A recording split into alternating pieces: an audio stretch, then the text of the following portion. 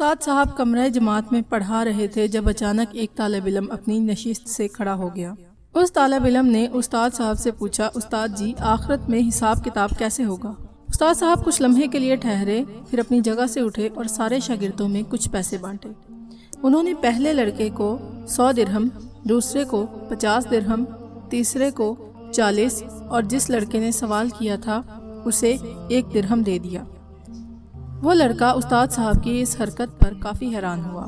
اسے اپنی توہین محسوس ہو رہی تھی کہ استاد نے آخر اسے سب سے کمتر اور کم مستحق کیوں جانا۔ استاد نے مسکراتے ہوئے سب کو دیکھتے ہوئے کہا، سب لڑکوں کو چھٹی، تم سب لوگ جا کر ان پیسوں کو پورا خرچ کرو۔ اب ہماری ملاقات ہفتے والے دن بستی کے نان بائی کے تنور پر ہوگی۔ ہفتے والے دن سارے طالب علم نان بائی کے تندور پر پہنچ گئے، جہاں استاد پہلے ہی سے موجود سب بچوں کا انتظار کر رہا تھا۔ سب لڑکوں کے آ جانے کے بعد استاد نے انہیں بتایا کہ تم میں سے ہر ایک کو اس تندور پر چڑھ کر مجھے اپنے اپنے پیسوں کو کہاں خرچ کیا ہے اس کا حساب دینا ہے۔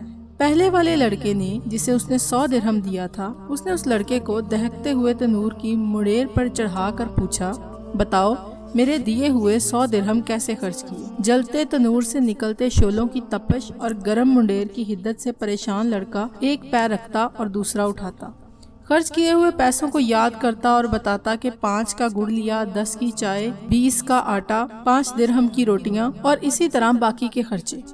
لڑکے کے پاؤں حدت سے جل رہے تھے تو باقی کا جسم تنور سے نکلتے شعلوں سے جھلس رہا تھا، حتیٰ کہ اتنی سی دیر میں اسے پیاس بھی لگ گئی، الفاظ بھی لڑکھڑانا شروع ہو گئے۔ وہ بمشکل حساب دے کر نیچے اتر آیا۔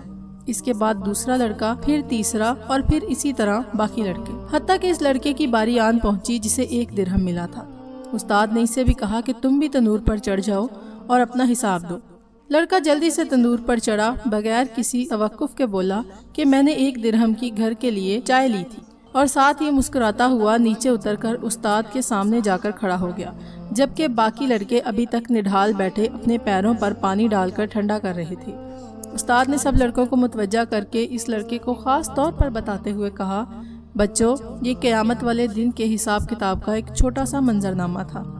ہر انسان سے اس کو جس قدر عطا کیا گیا ہے اس کے برابر حساب ہوگا، جسے کم عطا کیا گیا ہے اس کا حساب اتنی آسانی سے ہو جائے گا۔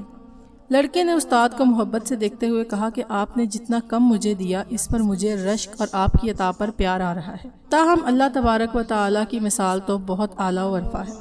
اللہ تعالیٰ ہمیں بھی قیامت والے دن کے حساب کی شدت سے بچائے اور ہمیں شکر ادا کرنے کی توفیق عطا فرمائے۔